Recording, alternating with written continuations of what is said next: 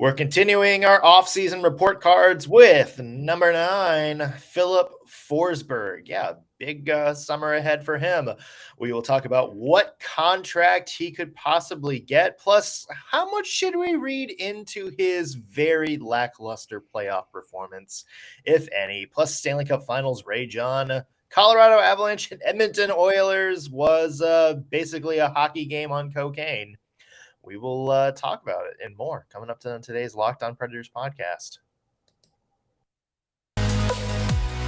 You're Locked On Predators, your daily podcast on the Nashville Predators.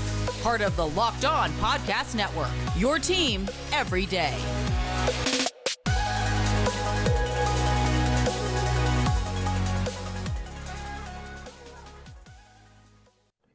Thank you for making Locked On Predators your first listen of the day, every single day. I'm Nick Morgan. I'm a writer and editor at ontheforecheck.com, and I have a partner in crime.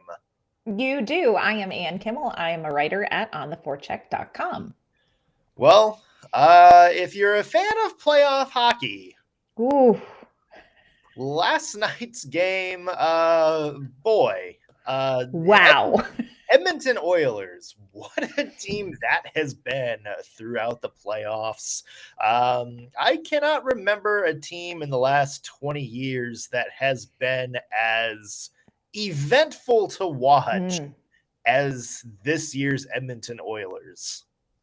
Yeah, I loved this playoff game because it's two teams that gave the Predators fits during the season and in the postseason. Let's just own it. We got swept by the Avs. But watching them duke it out last night, it was literally like being on the playground, watching like two guys fight. And really, you just want popcorn and to see who ends up bloodier. It was a whole thing. It was a whole thing. It was a whole thing. I think it's very interesting, too, that the Oilers were able to do one of those crazy comebacks against the Avalanche, because that was the thing. You know, the Avalanche they're a more well-rounded team than the LA Kings were, or, they're a little bit more consistent than the Calgary Flames were. They have Cale Makar, they have, Bowen Byram. They got Josh Manson, a lot of these steady defensive players. And the Oilers proved last night, it's like, hey, it doesn't matter. Like, we can still score. Like, we can still score at will. It's just a matter of, is Mike Smith or Mikko Koskinen, whoever is in net, going to stop enough shots to have the Oilers steal a series? It was interesting sitting there watching the Oilers play. At one point, the Avs were up by 3 goals, and I turned to my husband and I said, a 3-goal lead against the Oilers is the equivalent of a 1-goal lead against the Nashville Predators. Well, it was 4, right? Yeah. Yeah, look, do not count this Oilers team out at all, and it doesn't take them long to produce something offensively. It does not take them long to bounce back after they've been scored on. Like, these two teams, like, I love this matchup because I am petty, but I also love this matchup because this is just going to be outrageous hockey. Like, I think game 1 is just a glimpse of how outrageous and fascinating this matchup between the Avs and the Oilers is going to be. Like, we're getting some great hockey, and I'm here for it. It was crazy. Now, did you see, let's talk about the call. Did you see the onside goal challenge whole fiasco? Did you miss that part, or did you see that part? I caught the last period and a half. Yeah. When I first started watching, I think Edmonton just made it 7-4. So there was a lot going on before then. Yeah. I missed, but I kind of caught the tweet. Yeah. It was a really crazy sequence. And as we're sitting at home and watching it, we're like, okay, clearly that is offside. But, Edmonton challenged it. They lost the challenge, and the Avalanche went on the power play, and that became a whole nother thing. But it was fascinating to me because at first everybody's like, clearly that's offside. It's so obvious. And then they're like, wait a minute, there's this little tiny rule. And so it was interesting to see it kind of broke down. And like you said, Twitter kind of jumped on it. I will say Tim Peel chimed in and I was like, Tim Peel, like, Yeah, of all the not people chiming in, like, Tim Peel. yeah, let's just sit quietly and think about what you've done. But, then Elliot Friedman then went and researched it and kind of explained it more. So it was really interesting because I thought, okay, that is a call I never, I really hadn't seen very often. So it was educational, and the Avalanche fans are like, well, yep, oh, there it is. It's in the rule book. It's clear. And the Oilers fans I noticed today are like, worst blown call in playoff history. And I'm like, Sissons scored. So sit down. But yeah, it was like a whole brouhaha. Twitter is great, isn't it? It is a place. Just a place. Yeah. It's going to be, the thing that's interesting to me is, people are talking about, the way the Edmonton Oilers are winning right now is not going to be sustainable. If, hey, it's a long shot if they get past Colorado, because I would say Colorado at this point is probably the big favorite. But at the same time, hey, maybe this is just a new kind of way of playing hockey. I kind of equate it to like, the NFL when, you kind of see cycles of styles. Yes. Teams, like you have like the Pittsburgh Steelers or Baltimore Ravens win the Super Bowl. And then all of a sudden, the key to winning is, a big defense, and a high power running game, big offensive line, blah, blah, blah, blah. A few years later, you have the Seattle Seahawks and the Kansas City Chiefs come out. And it's like, you need like a high powered offense. You can win any game if you can just outscore them.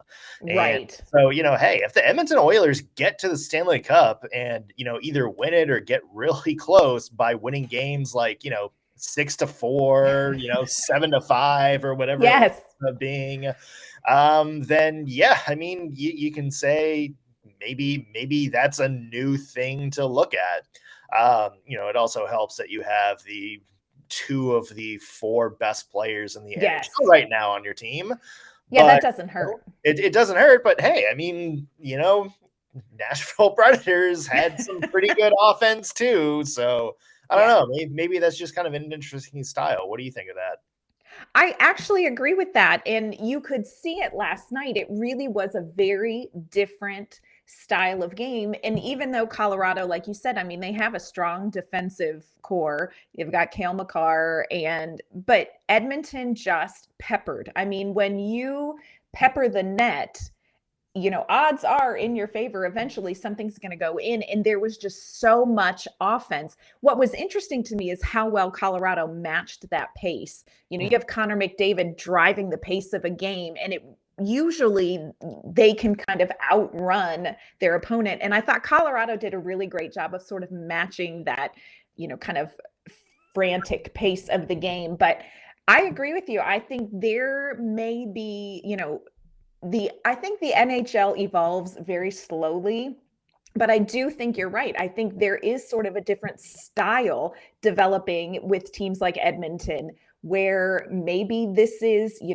outscore them. It's Kansas City. It's Patrick Mahomes, just keep scoring and see what happens. So it was a very different style of game. It was fascinating to watch. And I can't wait for game 2. I really can't. It's going to be really fun. Well, speaking of keep scoring and see what happens, Filip Forsberg, he is subject of our off-season Predators report card today. We're going to be talking about him in just a second, including all things, his contract, his record year, whether we think he can replicate that for several seasons moving forward, wherever he goes. Maybe some concerns, maybe some reasons the Predators would be hesitant to give give him money? We'll cover all angles of that in a second, but first want to mention today's show brought to you by our friends at Rock Auto. With the ever-increasing numbers of makes and models on the road, it's now impossible for your local chain auto parts store to stock all the parts you need. So why endure all that dumb questioning from people behind the counter like, do you know what kind of Odyssey you got? You got an LX? That's if you've ever been to an auto parts store in like anywhere south of downtown Nashville or like Madison or Springfield, you know exactly the voice I was going with right there. Hey, you can skip all that though. You got computers with access to rockauto.com at home and in your pocket. You save time and money when using Rock Auto. For example, Honda Odyssey fuel pump is $3.53 from a regular chain store, but it's only $2.16 from Rock Auto. But that's not, just some shady website. Rock Auto is a family business that's been serving do-it-yourselfers for over 20 years. Their prices are reliably low for every customer, and they got everything your car could ever need, like lights, motor oil, even new upholstery. So go to their easy-to-use website today and find the solution to your auto parts needs. Go to rockauto.com and see all the parts available for your car or truck. Right, Locked On in their How Did You Hear About Us box so they know we sent you. Amazing selection, reliably low prices, all the parts your car will ever need. rockauto.com. Well, Filip Forsberg. Filip Forsberg. Gee. I know it's been a while since we've talked about Filip Forsberg on this show, so you'll have to forgive us for playing catch up. He is the hot topic in Nashville. Like, I think everybody is just waiting. I mean, you wake up every morning and you're like, hey, Filip, what are you doing? Yeah, we'll touch on all that in a second. But first, kind of let's go back and focus on his season with the Nashville Predators on the ice. 42 goals, 42 assists, total of 84 points. All of that are career highs for him. Yes. By far, we were talking since 2017, going into every season. It's like, this is the year. This is the year he takes that next step. And for whatever reason, it just seemed like we were frustrating, like watching and waiting for him to really bust through and take that next step into becoming an elite power forward, a legitimate scoring winger in the NHL. And finally, this was the season that he broke through. When you're going back and watching his game, what are some of the differences between this year with his game and maybe some past years where he's sort of, I don't want to say like plateaued out, but right. Didn't have this kind of game-changing season we thought he would have? Yeah, it's all about reaching his potential. And I think this year we really saw a consistently long season of Filip Forsberg reaching the potential that, like you said, everybody in Nashville was waiting to see. We've seen glimpses of it, but it's been sort of a consistency and a health problem for so many seasons that, people were kind of starting to wonder if he's going to be able to put it together. And this season he did. And I think one of the main reasons that Filip Forsberg was so successful this year was his line mates. Filip Forsberg does so well when he has consistent line mates and who understand sort of his level of play. And he spent most of this season with Mikael Granlund and Matt Duchene. And I think that really sparked something for Forsberg this season. It helped to have Matt Duchene there. They were going head to head for this most goals in the season, but they also just play a very similar style of game. It's almost, it's almost an elevated sort of mental way that they see the ice. It's faster, they read things a little bit faster, they create things, and you have to have somebody on the same page with you. And I think line mates are such a key to Filip Forsberg's success. Not that he's not a fantastic player in his own right, but when you set him up for success with line mates who play a similar style and who can kind of read the ice as well and as quickly as he does, this is what you're going to get from Filip Forsberg. And I'm sure Roman Josi, who we talked about yesterday, having a career best season. Oh, yeah. As we mentioned, sort of changing the way he plays the game a little bit, especially on the offensive end. I think that certainly helps too, and you can't discount that. But you mentioned consistency. when it comes to the line mates. And that's something Filip Forsberg really hasn't had, the past couple of days, even the past couple of years, when it seems like, the Preds were kind of in a little bit of a cold snap, a couple of games without a loss, or a couple of games without a win. It's late in the week and I'm already tired. Forgive me, everybody. John Hines kind of took the approach of, you know what, we trust these guys' chemistry together. We're going to try to let them play their way out. And you saw that pay off in a big way, because remember, the Predators didn't exactly start great to this season. They were very average at best, mediocre at worst. And, John Hines kind of wound up sticking with, sort of his, the new lines he put together, which were, Filip Forsberg, Matt Duchene, and Mikael Granlund, and look what happened. Once they got a couple of games together off their belt, they took off. And that was when Matt Duchene got really hot for the first time. Filip Forsberg started getting on a little bit of a tear. Mikael Granlund, who is one of the most underrated players. Oh, 100%. But, for Forsberg, you think back to the past few years, and there was, that iteration of the line the first time around, then some other games he would go back to the, his old line with Victor Arvidsson and Ryan Johansson. They would try to, mix and match. And, remember guys like Austin Watson or Nick Bonino would wind up, kind of playing up a role. And you would kind of have just like these hodgepodge of lines. And it would just be like, okay, well, Filip Forsberg, it's his task to get that line going. He is going to kind of help get things started for other people. For this year, it seemed like John Hines was like, you know what, Forsberg is a great player. Matt Duchene is a great player. Let's just have them build some chemistry together and not worry about one guy needing to facilitate everything for a line, or one guy being quote unquote the guy that gets everyone else going. He just took people that he thought were going to play well together, and he put them together and let them build chemistry. And so, a lot of people are like, oh, would Forsberg be, have as good of a season if Roman Josi didn't have a career year? Would Matt Duchene have the same? Other people turn that around and say, would Roman Josi have a near 100-point season if Matt Duchene and Filip Forsberg weren't? Right. But they're all tied. They're all tied together. And the fact that all of them started building chemistry with each other and knew how they were going to play against any opponent on any given night, that's huge. And I think that is something that has been very lacking for Filip Forsberg. It's just that consistent chemistry with one or two teammates. Yeah. And you mentioned when he was paired up with Ryan Johansson and Victor Arvidsson, and you had that, it was called the Jofa line. And when they were together, oh, bless. Take a minute. Yeah. Okay.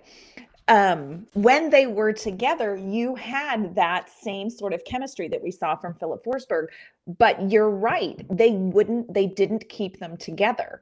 And that costs these players something. And I understand the logic of, you have two hot players, Matt Duchene and Filip Forsberg, and of course, Mikael Granlund, who makes even me look amazing, I'm sure. But you want to keep them together because they play off of each other. And I think the tendency in coaching is let's separate them and they'll generate some other people. They'll spark something for some other people. And that's sort of been the philosophy at the end of the Laviolette era. And it really cost Filip Forsberg something.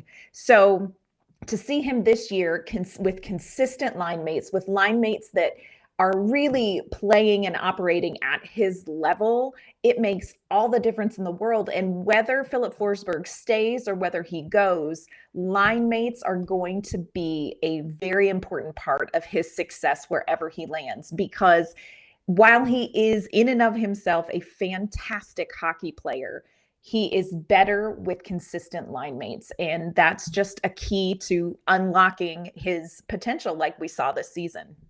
So let's kind of play devil's advocate for a season, for a moment. Wherever he is next year, whether that's the Nashville Predators or the Toronto Maple Leafs of all teams, maybe the Detroit Red Wings,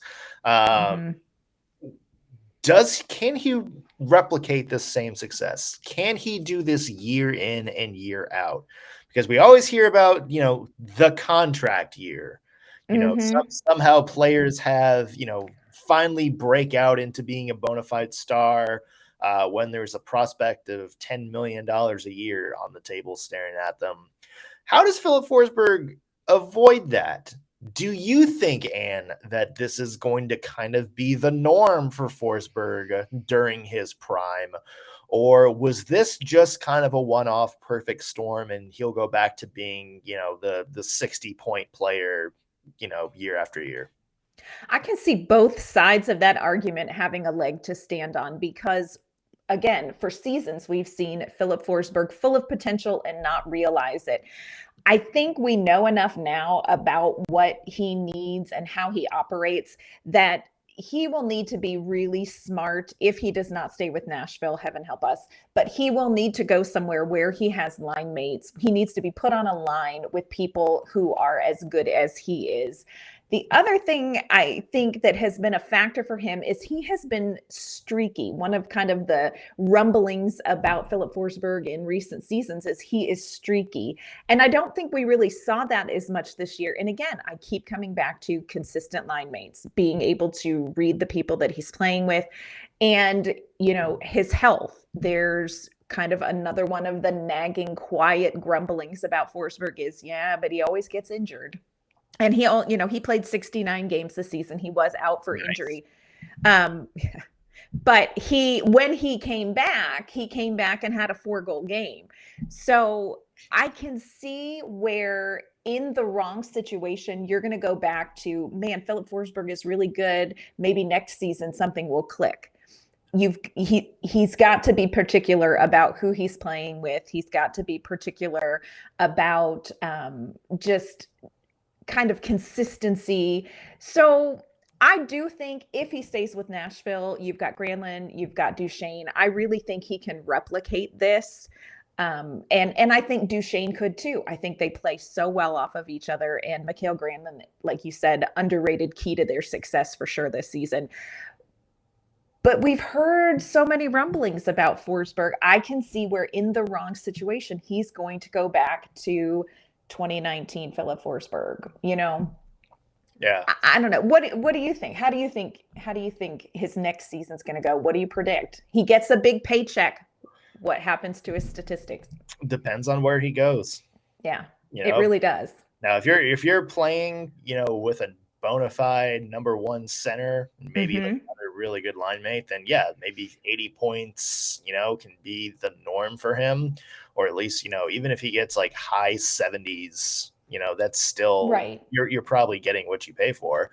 But if we get into a situation like Nashville the past few years where he is going to kind of count it on and being the guy that starts everything, right. maybe that's where he tops out. So, it definitely depends on where he goes. Looking at the caps, around the NHL right now, I think the best thing for his career is probably to stay in Nashville. It's just going to be a money thing, it sounds like, and that's something we're going to talk about here in just a second. Yeah, we're going to dive into what kind of paycheck do we think Filip Forsberg is going to get, and we assure you it will be bigger than ours. But first, want to let you know that this episode is brought to you by our partners at BetOnline. BetOnline continues to be the #1 source for all your betting needs and sports information. You can find all of the latest odds, news, and sports developments, including this year's basketball playoffs, Major League Baseball scores, fights, and even next season's NFL futures. BetOnline is your continued source for all your sports wagering information, from live betting to playoffs, esports, and more. Head to their website today or use your mobile device to learn more about the trends and action. BetOnline, where the game starts. So, Filip Forsberg's contract. Yes. Let's do this first, Anne. Before we get to that, what grade do you give Filip Forsberg for his season this year? You know what? I give Filip Forsberg an A-. And let me tell you why I minus him. He didn't show up in the playoffs. We didn't really see Filip Forsberg until game 4. At that point, we had dug the 6-foot grave and we all were saying nice things about the Predators season, knowing it was coming to an end. And so that was a little bit of a concern to me, because he just didn't show up in the playoffs. But other than that, I mean, you're talking about somebody who had career-setting years. He set some, franchise 40-goal scorer along with Matt Duchene. So it's hard to say that there's anything that he didn't do well, but the playoffs, and you have to have your big players play well in the playoffs. And you look at the teams that are in the Stanley Cup, in the conference finals right now, and it's because your big players are showing up big, and we didn't get that from Forsberg. So for me, he's an A-, but by dang, he'll make the honor roll. Yeah, I'm definitely going to give him an A, for the same reason. I think he would have been an A+ had his stats in the postseason been a little bit better, even if his play in the postseason had been a little bit better. Because other than that game 4 where the Predators kind of left, had no choice but to kind of leave it all on the ice, he was noticeably absent. He was all around. So that's where I take points off for him. But you look everywhere else, and he's he gave you what you wanted. He gave you a lot of scoring. He was the Preds' hottest player down the stretch, even hotter than Roman Josi there towards the end. He's a big reason why the Predators even got to the playoffs, and he finally came out and had that breakthrough year we have been wanting out of him. So I give him an A. Would have been an A+ had it not been for the postseason. That kind of left a sour note, but he is definitely an A player for sure. Yes. Yeah, I would agree. So looking forward, his contract is obviously going to expire. Yes. He can hit unrestricted free agency. What kind of contract are we looking at for Filip Forsberg?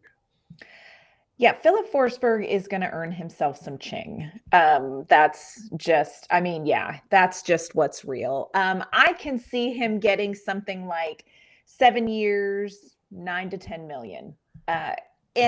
And what concerns me the most is I feel like he could probably get a little more money from somewhere else besides Nashville. And I wonder how much of this is going to come down to he wants to pursue a Stanley Cup and doesn't think it's going to happen here in Nashville versus I want to stay in Nashville. I want to play in Nashville. I want to get us back to Stanley Cup contention here in Nashville. But I think you're looking easily at 9.5, 10 million.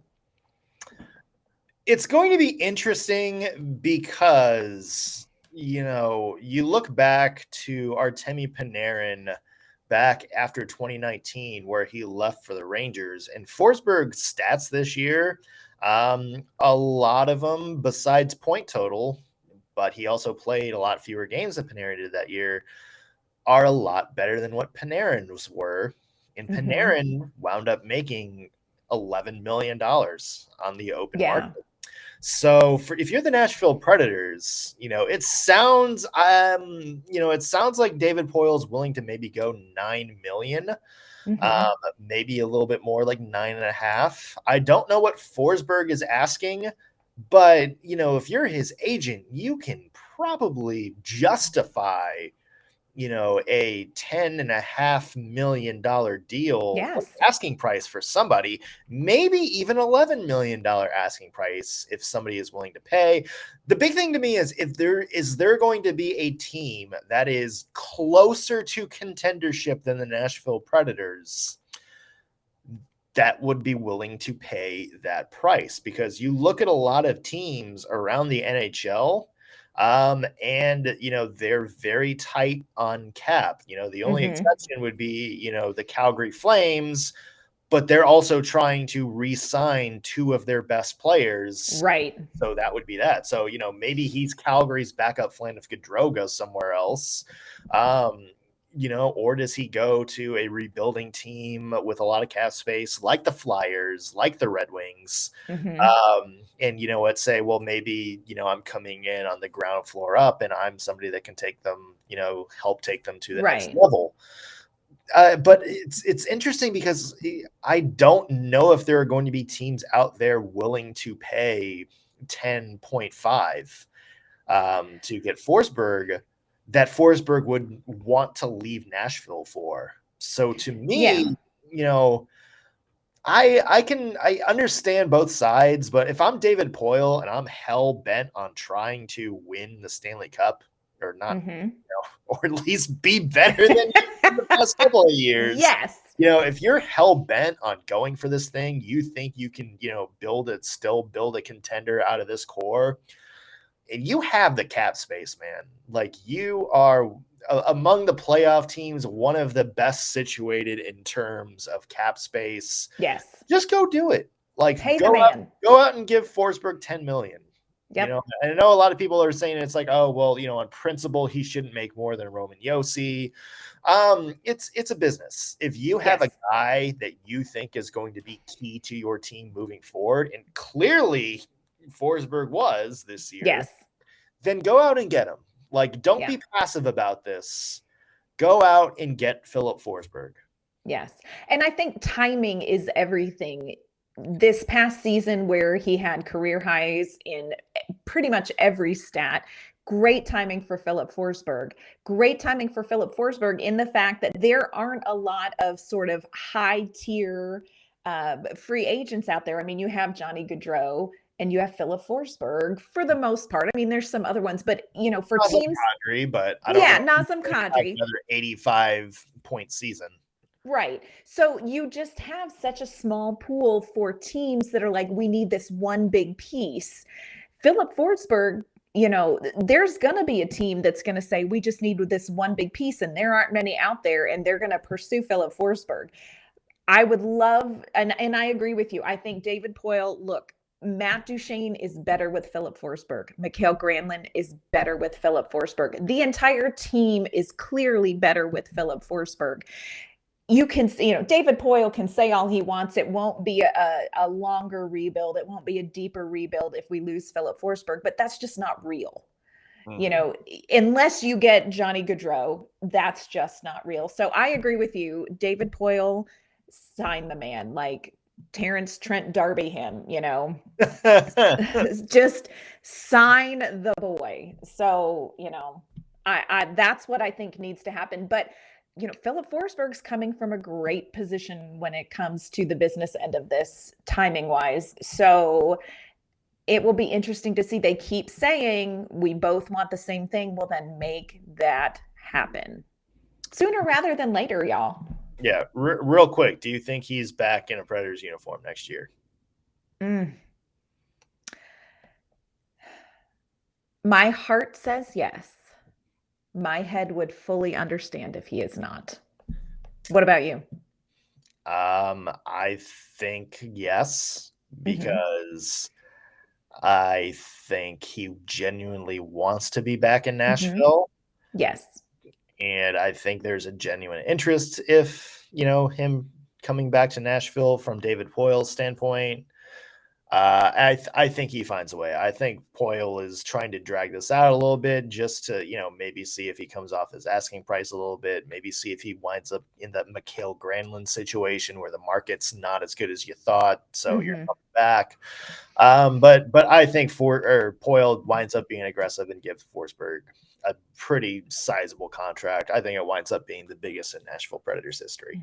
I would agree. And from your lips to the hockey god's ears, my friend, let's just get this done. Yes. Yeah, we're continuing off-season report cards now through the end of the season. We'll also have some other shows mixed in. We got some crossovers. For sure. Central Division teams coming up. And we are going to have a bandwagon Stanley Cup discussion here in a little bit. What Predators cheer for down the stretch. And of course, we'll have a special when the Stanley Cup Finals starts for that as well. In the meantime, Anne, where can the people find your work online? You can find my work at ontheforecheck.com, and you can find me on Twitter at AnnK_Mama on Ice. I'm Nick Morgan. You can find me at ontheforecheck.com. Follow me on Twitter @NSMorgan. If you're watching this on YouTube, be sure to like the video, subscribe, leave a comment. Let us know what you thought of Filip Forsberg's season, what grade you would give him. That's going to do it for us today on the Locked On Predators podcast. Thank you for making us your first listen of the day. We will be back tomorrow with a brand new episode. We'll see you then, everybody.